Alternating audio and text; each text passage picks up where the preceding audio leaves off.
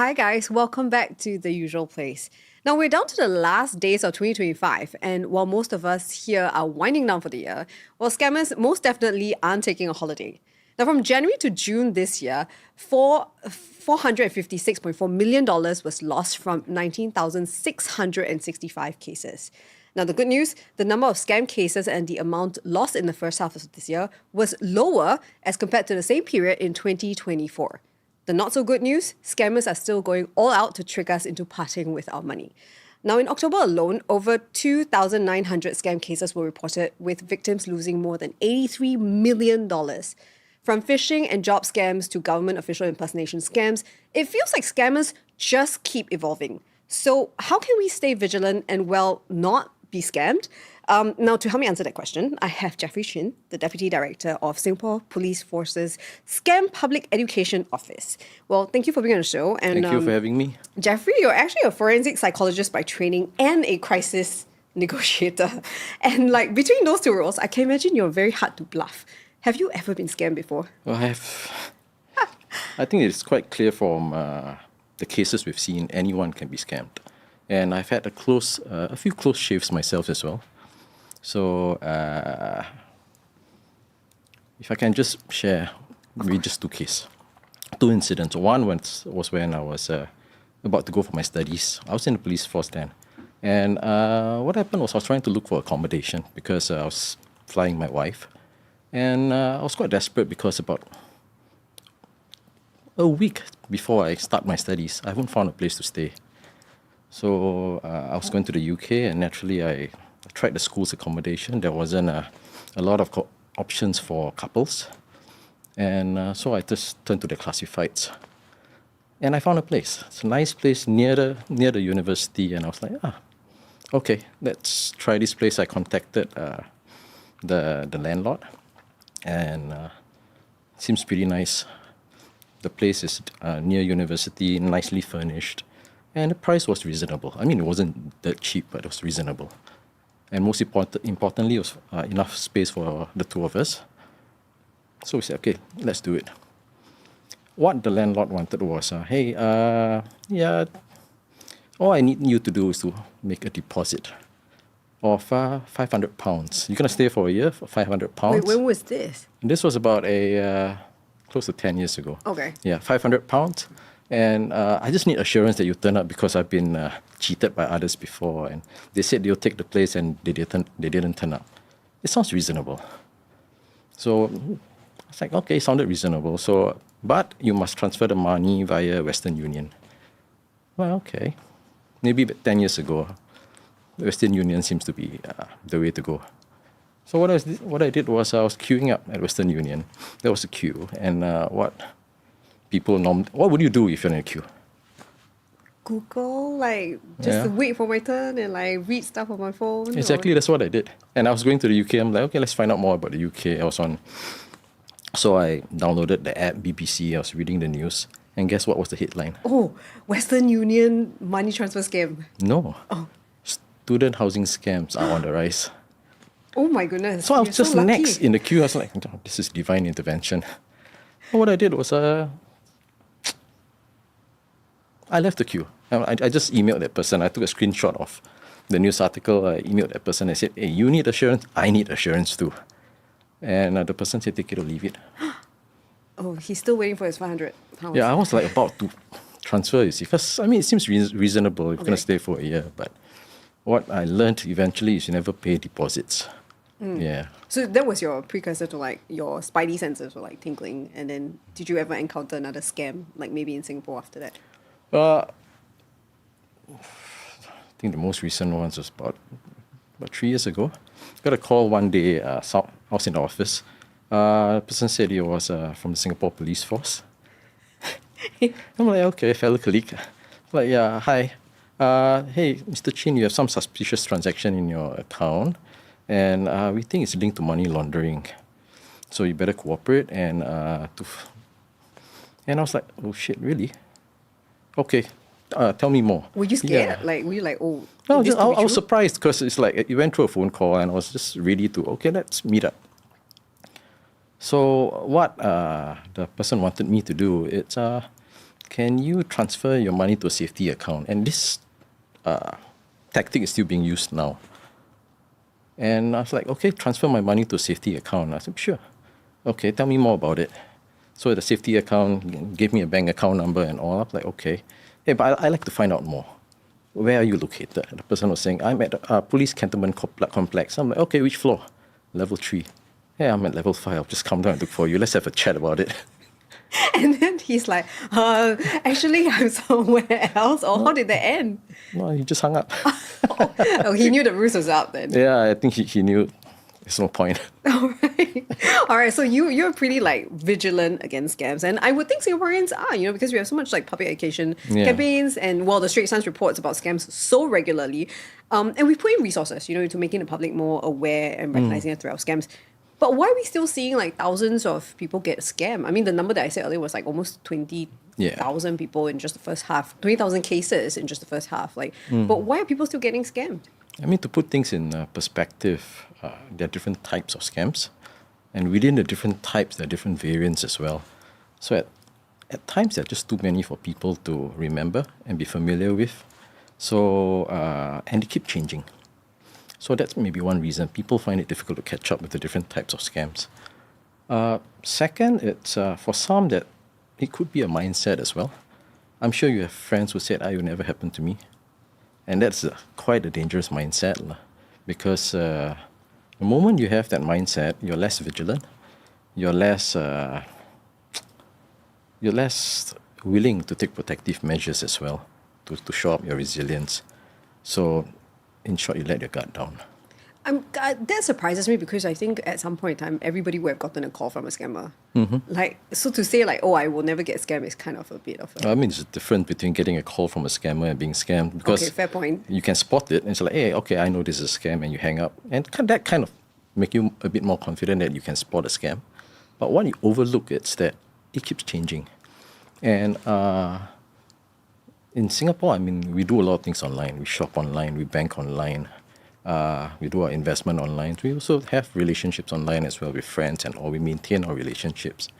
And the challenge is, even if you know the latest type of scams, you may not always be alert. I mean, you're not on your A game 24/7, right?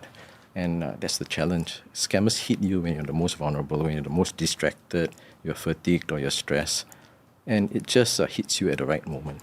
So we'll get into the psychology of where scammers get into, but are we able to tell how the modus operandi of scammers will change over time? Like how, with your expertise or your knowledge dealing with scams over the last couple of years, right? Yeah. How have you seen it actually evolve? Well, it has increased in variety. So I think a couple of years ago, I think it's still relevant now. We've seen fake friend call. People call you, hey, do you remember me? You remember me? Hey, no, bye.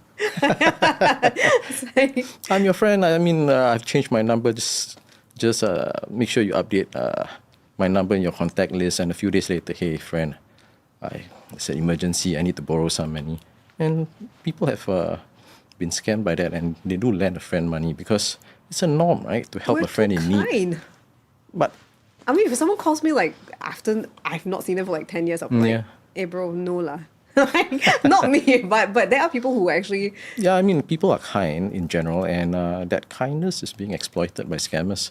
So that's unfortunate. So first, there are different types of scams. There are different variants within each type. Tactics are constantly evolving, increasing in sophistication as well. Now we are seeing scammers using malware, Gen AI, deepfakes, and increasingly they are turning to cryptocurrency as well because it's more anonymous, less regulated. It's harder to trace, and it makes investigation really difficult as well. So we put all this complexity together. It makes it easy for people to be scammed. So one thing I noticed from the statistics was that in the first half of 2025, adults aged between 30 to 49 made up about 35.6% of scam victims. I mean, this is a young, technically savvy group, online most of the time, connected very digitally. What kind of scams are young people most susceptible to? Well, the kind of scams that they are susceptible to tend to correspond with their lifestyle and their needs as well. So I would say e-commerce, phishing, jobs, investment. So we do see the younger population being scammed by these scam types. So yeah. What draws them into this type of scam? Like, for example, like let's say we look at a job scam, like what's happening there with the victim? Like why would they like click on it even though it like looks like the most like generic job ad? Well, that particular approach or the scam meets their needs at that point in time. I was just talking about that they may be looking for jobs, they may be looking for side hustles, and the job that is being offered seems quite easy. Oftentimes, the jobs that's being offered via job scams are very low effort, quite easy. You can do it at home, very convenient, just a few clicks. Like, for instance, boosting the popularity of certain e-commerce shops, social media platforms. And there's some semblance of legitimacy. It may come from seemingly legitimate sources. So they may impersonate YouTube, Google, and so on and so forth. And I think most importantly, it seems easy effort. And initially, the scammers who hook them in, they may get some earnings, a small token, and then that gives them the confidence that, hey, this seems legit. And then to take on bigger tasks, you need to then put in some of your own money. And the more money you put in, you seem to have earned more money online, the numbers that they'll give you. But once you want to withdraw and stop and withdraw your earnings, that's when you go missing. So what happens in this case, like, you know, when people are looking out for like job ads and kind of thing, like, or even like phishing scams and kind of thing, what are scammers targeting in a person, like I hate using the word victim, but when they like look for someone to scam, you know, are there certain things that they're looking out for? Are they just trying their luck with anybody and see who sticks? To me, I think scammers are opportunistic. It's a bit like fishing. You lay a variety of baits out there and see what bites. But the thing is, we tend to undermine the effectiveness of their tactics. So how it tends to work, it's for most types of scams, what scammers would do is first they elicit strong emotions. And what tends to happen when you're emotional, you're less able, or when you're stressed, you're less able to process the situation in depth. So you don't analyze, you don't scrutinize in detail. And then what scammers do is they use tactics, persuasion tactics that kind of exploit the way we make decisions. For instance, we tend to trust persons in positions of authority. We see that quite often in love scams. We see that quite often in government official impersonation scams. I'm gonna say, is that why it works? Like, because if someone from the police or a CPF board, or you know, they call you and then you're like, okay, we don't think that these institutions would scam us. Is that the mentality there? Yeah, and also, I mean, if you think about these kind of tactics are commonly seen in the mass marketing context as well. If you think about toothpaste advertisements, who they use as a spokesperson? The person with the brightest smile. Person with the brightest smile, but oftentimes they use dentists to talk about the benefits of the product. Person in a white lab coat as well. So persons in position of authority. So that's one common tactic that they use. Other common tactics would be like, so apart from the emotions, the tactics. So one, it's person in positions of authority. Another common one is what we call social proof. Social proof. You go to a hawker center. You're not sure what you want to eat. What makes you decide? The longest queue. The longest queue. So we tend to make our decision based on the decisions of the majority. And you see that in investment scams, so where people get added to random chat groups, and this seems to be investment chat groups. So everyone seems to be earning money, and money seems to be easy. And there will be oftentimes an investment guru that says, that kind of rallies people.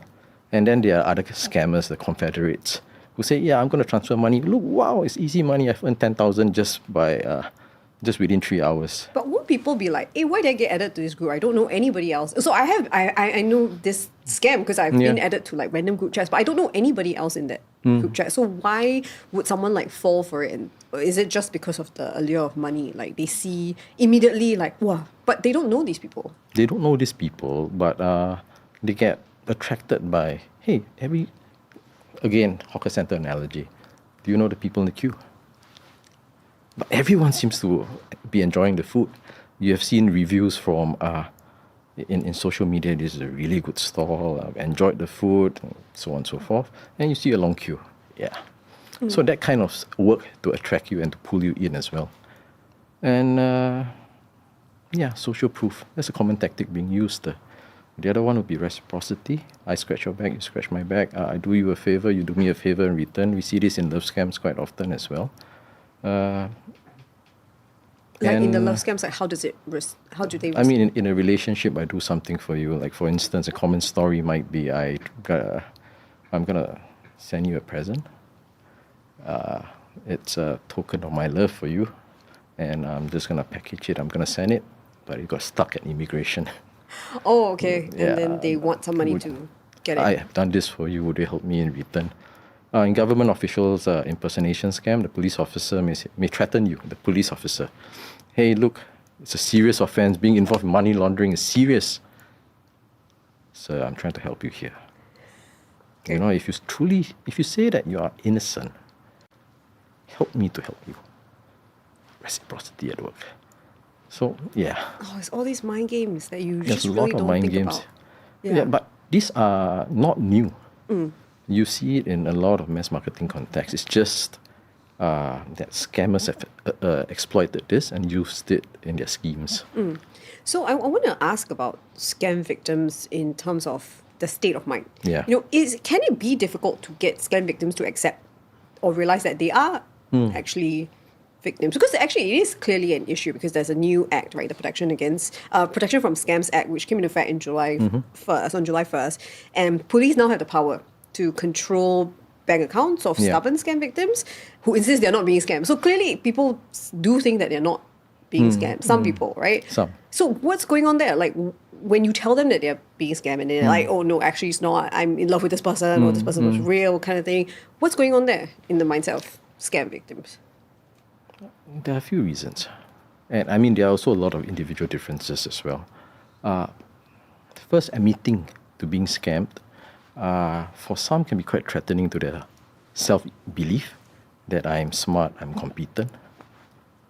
And if I were to admit to it, it can be quite distressing. I'm not ready. And oftentimes it's about how we approach that person as well.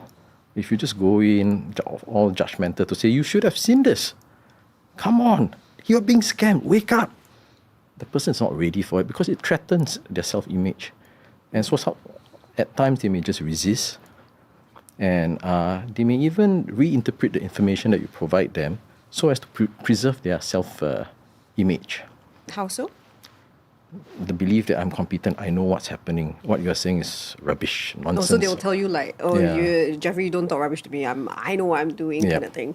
Okay. So that's one.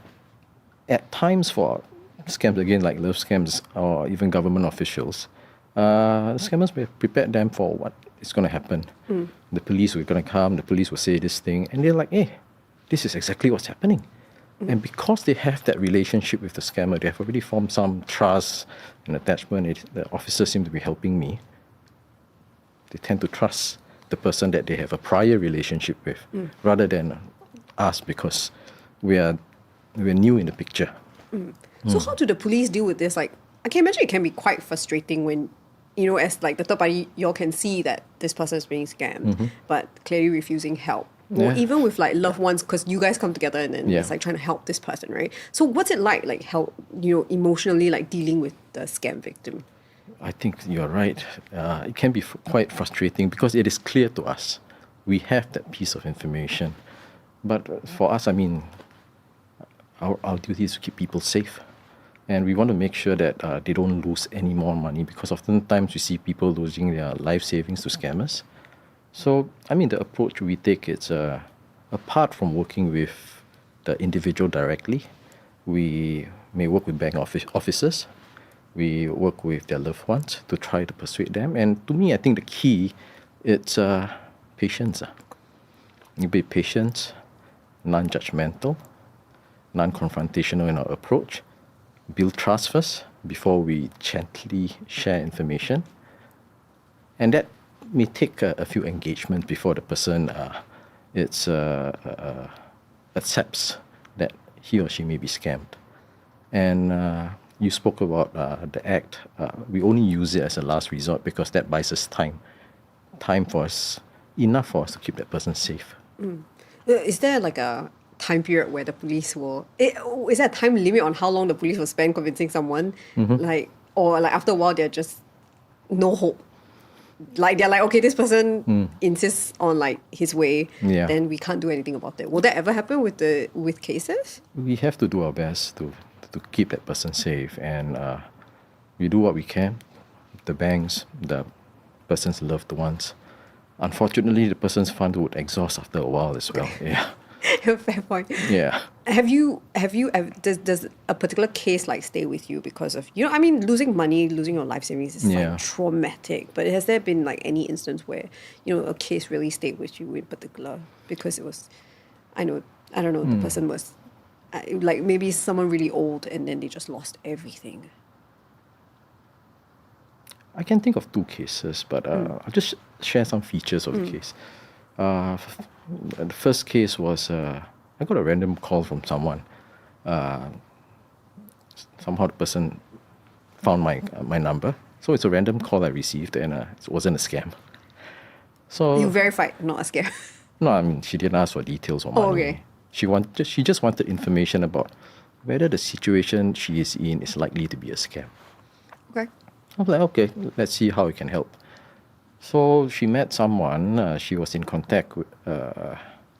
Apparently, she was local, using a local number. She was in contact with someone, apparently working offshore in the United States, an engineer. So she's like, I have a relationship with this person for a couple of months. Been chatting online, we've exchanged photos. And I think we've taken the relationship to the next level.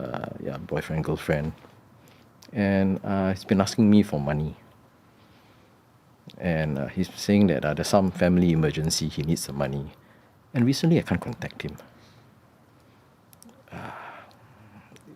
Is it likely a scam? And that's what we often see as well. Some individuals may have that sense, that spider sense, that something's not right. But because of that attachment that they have with the scammer, they just persist with carry on with their relationship. And friends that she has spoken to pushed her, tried to help her, but it kind of got confrontational because they got exasperated with her. So she just wanted a third person's perspective. And I'm like, well, it does sound quite similar to what we have seen, where people form relationships overseas and you transfer money and the person just stops contacting you. It's likely it could be a scam. And what she did was she sent me a photo of that scammer. And it's like, yeah, it's him. Do you think he's a scammer? I can't tell from the photo, but you can actually do a Google search. So what I did was just do a Google reverse image search. Oh no, who was it? It's a celebrity from Indonesia. I mean, I'm not saying that the celebrity was a scammer, but yeah. So clearly impersonated. So, I mean, you brought up her friends. Her friends tried to help her, right? Yeah. So, but in a situation where a person's being scammed, of course there'll be other people involved, like if they have family and friends and stuff like that. How can they deal with this when they see their loved one being scammed? Naturally, you'll be worried. But as I was saying, you got to be gentle. Because if you go in hard, confrontational, judgmental, it threatens their self-image. And in psychology, there's this term called reactance. Basically, you fight back because you feel that the way you're being treated is unfair, your freedom is being curtailed, your freedom to make decisions. So you fight back for the sake of fighting back. And then the relationship becomes estranged. And then instead of being able to help your friend, you're actually pushing a friend away. And you just end up being exasperated yourself. So unfortunately, there's no easy way, but it's really being gentle, patient, non-confrontational. Be very clear about where you're coming from. You're not judging. You're trying to help. Yeah. The other thing that has come up with scams is that there are a lot more people who are money mules now. In the first half of 2025 alone, there's like more than 3,500 money mules and scammers suspected to have been involved in scam cases, and 500 also have been charged by police so far. Yep. I want to know about mules and like when they get into this game, do they actually know what they're doing, or are they like just clueless and then someone asks them for their number, use their Sing pass? Like, do they know, or do they like are just very naive about what's happening? I would say there are individual difference, but I think it should be clear to most people that your SingPass, your bank account, and your mobile lines are for your own use. So when we have worked with the banks, and when people sign up for bank accounts, it should be made clear to them that bank accounts should be for your own use, never share your password with other people. We have also gone out, since we amended the legislation, we have also gone out quite strongly, telling people that, hey, look, this is what money mules are all about, and how money mules actually facilitate the entire scam enterprise. So I would say most people do know that if you were to sell your SingPass, sell your bank accounts, sell your mobile lines to another person and that person abuses it, exploits it for scams, that means you're a money mule. So why do people still do it? Sometimes it's, again, opportunity. You don't think you get caught. It's attractive as well because there's money involved. You get a sum of money in return as well. And you think that there are no serious... It doesn't hurt other people. It's just my bank account. You may think this way. But if you think about the people that you have hurt, scammers use this account because these are local numbers, legit bank accounts, Sing passes to get more mobile lines and stuff. Two victims, this enhances the legitimacy of the approach. It looks genuine. It makes them think that whatever they're facing is real. As a result, they lose money. Yeah. So it's not victimless in that sense that when you just sell your bank account for some money, there are victims, there are consequences to other people. And I think people need to be aware of that. Yeah. Well, actually, there is a silver lining. I mean, we've talked about a lot of bad things happening with people, but there is a silver lining, right, in this situation, because in the first half of this year, the number of scam cases actually decreased in the first half as compared to the same period last year. And the number of amounts lost in scams also decreased in the same period. Yeah. Should we be encouraged by these numbers? Because actually, at the end of the day, the amount lost is still not small. It's still not small at all, but the number has come down. So should we be encouraged by this? Well, numbers have come down, and I think we can attribute it to the measures that we have. Some of the measures that we and our partners have put in place. We work very closely with the banks, telcos, to strengthen the entire digital ecosystem as well. But as you mentioned, the numbers are still staggering, right? Yeah. And there are cases where people lose their entire life savings as well. So, yeah, I don't think we are out of the woods yet. Yeah, the situation is still serious. Yeah. I mean, one thing I mentioned earlier was that there's a lot of communication about scams. Like, you get like messages from gov.sg and say, okay, watch out for the scam. There's news reports and everything. Do you think there's a thing as scam fatigue? Are people like, oh, please don't tell me about another scam? And then what? I mean, do you think that's a thing? Yeah. Well, people are aware. They're aware because of our efforts, but they're also aware because they do get approaches themselves and they're able to discern, hey, it doesn't sound right, it must be a scammer. Or they've heard it from their friends. Scam fatigue, I think people are more wary. So increasingly, if you were to call someone and it's an unknown number, I mean, what would you do if you receive an unknown number? I just stopped picking up phone calls. There you go. Yeah. So people are more wary. Yeah. Fatigued, yeah, I think people are because you're getting so much information about scams, a lot of information about please take protective measures and all. But it's really, for us, it's our responsibility to make sure that the content format, it's fresh and resonates with people. Because end of the day, we are doing this for their safety. Yeah. Yeah. Do you have any advice for people who are, who are victims of scams or people who suspect that they might be a victim of a scam? Like, do you have any advice for what they should do? I mean, if you suspect that you have been scammed, you're unsure, or you are unsure if a situation you're facing is a scam, you can call and check with the Scam Shield helpline.